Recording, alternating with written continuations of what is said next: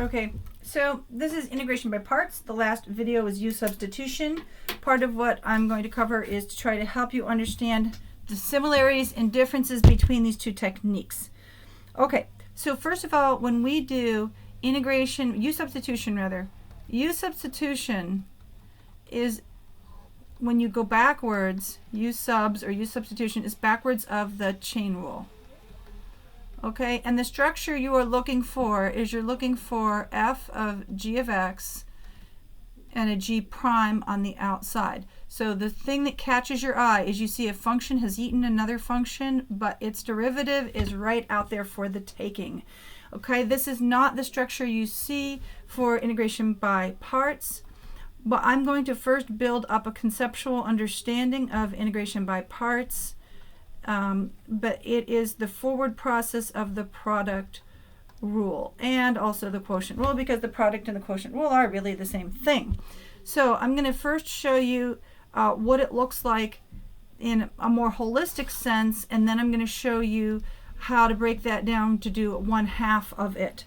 Okay, so for example, if I had a problem, let's go back to this idea. What is the derivative of u times v? It's uv prime plus vu prime. Okay, so if you see that structure, then you can make use of it. So if I see 6x sine of x plus 3x squared cosine of x, then it's a get out of jail free card, because I notice that 6x is the derivative of 3x squared, and I notice derivative of sine is cosine. Since those arrows are going in opposite directions, I'm good to go. All I need to do is take 3x squared sine of x, I'm sorry, no more integral, and then plus a constant of integration, and I'm good to go. Okay, so rarely do the exercises look that easy, except when I'm writing them. And then what the students do is it's actually a little bit amusing, but I set things up to make them super easy. And then what the students do is they'll split them like this. They split them, and they'll put the dx here and a plus here, an integral, and they'll do the two separate, and then they'll find out that a whole bunch of stuff cancels, and then voila, they end up with this really easy answer. And they're like, why did that happen? Because they weren't paying attention, that's why. Okay, so hopefully you understand that if I give you something like this, that's a dead giveaway that there's supposed to be a pair, right? But I'm going to show you now how you're going to just do one of those pieces. Okay, so if I have, for example, just this piece,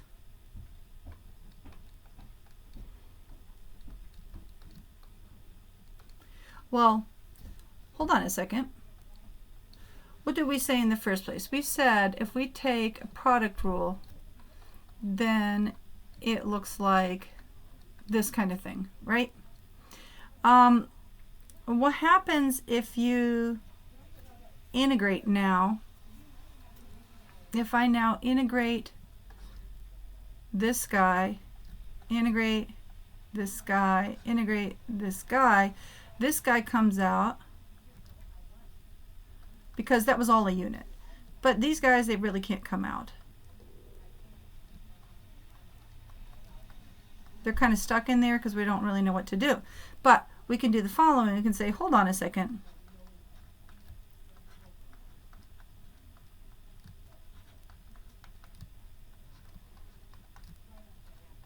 And this is essentially what we do when we are using integration by parts. We're saying, hey, wait a second. We don't know how this whole thing works, but we're really focusing on this part of the equation. We're saying, hey, we see something that we'd like to undifferentiate and something that we'd like to differentiate. So if I can take this piece f and integrate it, and this piece g and differentiate it, I'm going to get an expression that's easier for me to work with, and I'm going to work my way out of the woods slowly but surely. But we don't use f and g, we use u and v when we do this mess. So here's the way we write our technique. We say u dv is equal to uv minus integral v du. Now we look for the u and the v pieces that we're going to assign, And the u is very frequently the polynomial. So if there's a polynomial and a trig function, or this could be e to the x, the part that's either trig or e to the x is kind of cyclic. And here's the reason, right? If you take the derivative of sine, you get cosine, and you take the derivative, you get minus sine. Take the next derivative, you get minus cosine, and take the next derivative, you get sine. So you just keep going around and around and around. E to the x is its own derivative. E to the minus x flip-flops with minus e to the minus x. So those things don't go anywhere. They just go around in a circle. But if you take a derivative, a polynomial, x to the 7th, and you take its derivative, and you take its derivative, and its derivative, blah, blah, blah, you eventually get to 0, and then it stabilizes on 0. Okay, so the rationale is really just what do you want to take the derivative of. The cosine is just going to go around in circles, like I said. But if I let u be the 3x squared, so that's the u piece, and then the rest of it is dv. dv is everything else, including that dx piece. The dx piece has to go with the dv. Now, if we take the derivative, we get 6x, but it's easier for us to write the dx on the right-hand side because that's actually legal, and I'm not going to get into that. If you think about it, you might convince yourself that it's okay. All right, so v is sine of x, and what I like to do is always just take my derivative to go back. Derivative of sine is cosine. Okay, check myself. And I'm going to check here. Derivative of 3x squared is 6x. Yep, looks good. Now, I'm going to reassemble all these pieces. So the recipe says I need a u and a v minus integral v du. I have all those pieces. So what am I going to do? I'm going to put the u over here. Bing. This goes over here. That's the u. What's my v? Well, I'm going to need a couple of them, I guess. There's my v minus integral v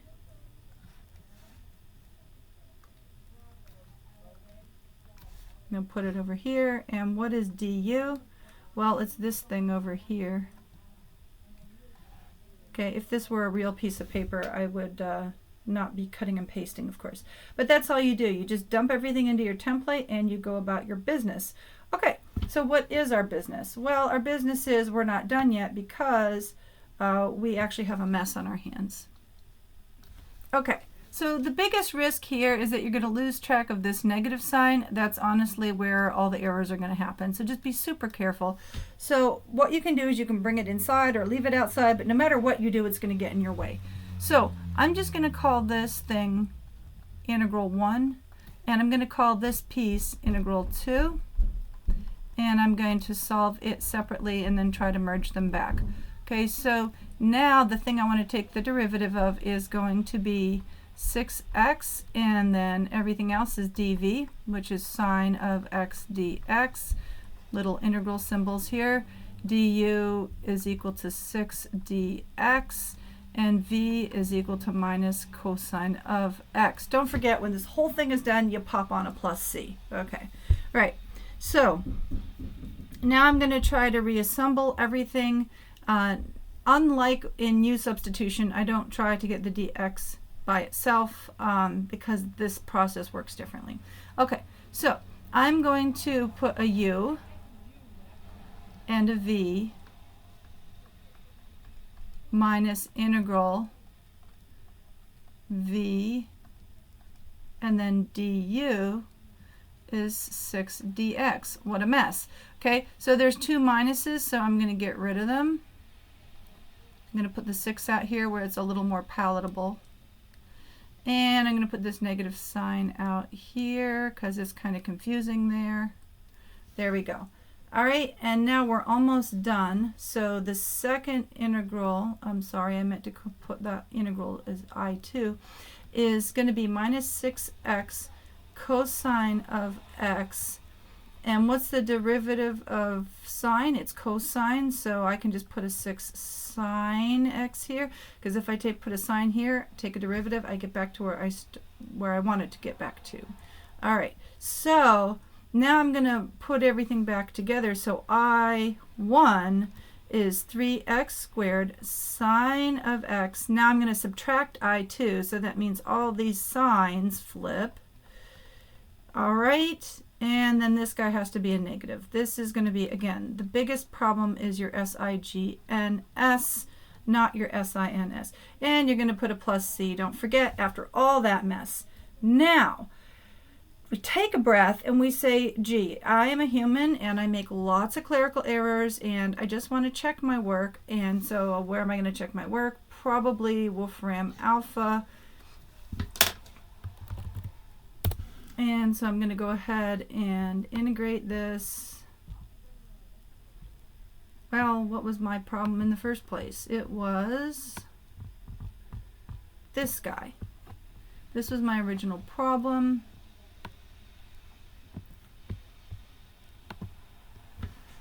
Integrate 3x squared cosine x and see what it tells me. The format won't be exactly what I got, but I should be able to prove to myself that they're the same, and they are. So let me just explain why. So there's the Wolfram answer, and I'm gonna like scroll up to find my answer. It's right here. There we go. Now they have 3x squared sine of x. I got that part. Plus 6x cosine of x. Yep, I've got that. And that 3 times a negative 2 gives me a negative 6. And I got my constant, so we're all good to go. My recommendation for you is to use technology in a way that helps to accelerate your understanding and your comprehension. Don't use the technology to circumvent the exercises. Use the technology to help you find your errors and seal in that knowledge. Okay, that's the same as having answers in the back of the book. You should do work and then check the answers in the back of the book. This is the answers in the back of the book.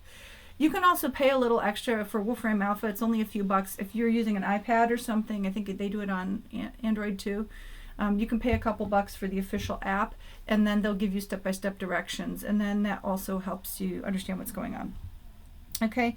One thing I wanted to point out to you guys is there is a memory device that I don't recommend you use, but you'll hear about it all over the internet. It's either iLate or Liate or whatever. What that thing is they're trying to give you a tool for figuring out when you're doing integration by parts and you're like, okay, I have an exponent here and I have a log here, or I have a trigonometric function here, which thing should I make into U and which thing should I make into V? And they have this whole hierarchy and it doesn't always work, okay? It doesn't always do what you think it's going to do. So I feel like it's way more effort than it's worth, and my recommendation is you just try. Let's say maybe this is U and this is DV. Try it, and if it doesn't work, then you switch it. Then you say, oh, well, that didn't do what I wanted it to do. So now I'm going to try making this plus this be the DV and make this be the U. You know what? Those two pieces together is what I meant. So you try it one way. If it doesn't work, if it doesn't do what you wanted to, just try the other way. And you will develop a sense of what it is you're trying to accomplish. So don't worry about memory devices. That particular memory device, I think, is way more trouble than it's worth. Okay, I do want to tell you what I feel is your big difference between U substitution and integration by parts. And now that you've seen them, I want you to think about what we're doing when we're doing U substitution. So for example, for U substitution, you have something that looks like this: 12x squared sine of 4x cubed dx, okay? And you're going to look and you're going to say, aha, I see this piece, and this guy has a derivative and it's sitting right outside. And in the next step, you're going to combine that. You're going to say sine of u du, right? But I want you to notice something important. This sine, this structure is maintained. So this piece, sin, like the structure, the symbols, that sin came from the original problem, right? That structure is maintained. Structure from original problem. Okay? However, in parts, when you're doing integration by parts, you have to use up everything. You must use everything. You can't carry anything over. You can't carry any pieces over. You have to use all the pieces. So, for example, in integration by parts, okay, notice as we were setting up this integration by parts, all the pieces in the original problem had to either go with u or dv. All the pieces had to be accounted for, and then we were able to do this thing, u dv equals uv minus integral v du, and we were able to do that whole trick. But we had to use everything down below, and you couldn't carry over pieces like, oh, well, the structure of the cosine or something. No, no, no, no. Every single thing had to be accounted for as we move through the process. So you may say, well, when I'm looking at these exercises, if I have an exercise sitting in front of me and I don't know whether it's going to end up being a u subs or a parts, how do I know by looking at it whether it's a u subs or a parts? Well, when you are looking at a u subs, again, you're looking at something and you're looking at its derivative, and they should both be staring at you. Over here, I don't see something and its derivative staring at me. The other thing is with parts, I see some trap that I need to get out of. I see that I want to take the derivative, maybe even twice, and that's sort of a bear because it means I'm going to have to do integration by parts twice. But I want to take the derivative of that thing a couple times, and then I know I'll get out of jail. And that means or I want to integrate this piece. Because if I take the derivative of one piece, the part that's multiplied in, I have to take the integral of that piece. So if there's some burning desire I have to take the integral of a piece, that's fine. Or a burning desire to take the integral of a piece. If I think that's going to make my life easier, and then I make that agreement with myself. Okay, so some hints. Question number 3, you have a chart. And what I want you to realize is you really only need f of 0, f of 5, that's the capitals, and the lower cases, and everything else in the chart is there to kind of just distract you, or in case the instructor wanted to build additional exercises out of the same table. Okay, so you also have to know that in this exercise, f prime, so capital F prime, is equal to lowercase f, so that's important. All right, and that was actually given, but just remember it. It was given, but remember it. So what you're going to do is you're going to have this exercise where you have f prime inside, and you're going to have to use integration by parts. So you're going to figure out which piece is the u and which piece is the dv, and the dx goes with wherever the dv goes.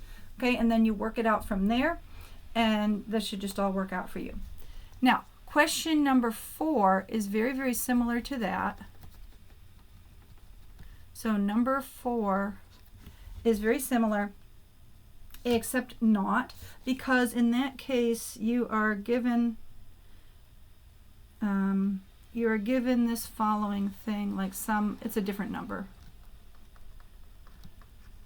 And it's given a certain value, whatever the value is. So in this case, if you know that capital F of 5 minus capital F of 0 equals a certain value, it's this value, right? Where capital F prime is equal to little f. Okay, so that's the clue. So other than that, the structure for number 3 and number 4 are very similar. Okay, number 5a, I just wanted to get you started. This is the integral you're trying to attack. So you're trying to figure out what's the u and what's the dv, and then you go about your merry way. And the biggest error I find, don't forget e to the 0 is 1, because people forget that. They know it, I know you know it, but then they forget it in the heat of the moment, and then all the algebra unravels and they get frustrated. So don't make that mistake. The most common mistake, don't do it. And that should get you through, and hopefully I will see you in class full of questions. Alrighty.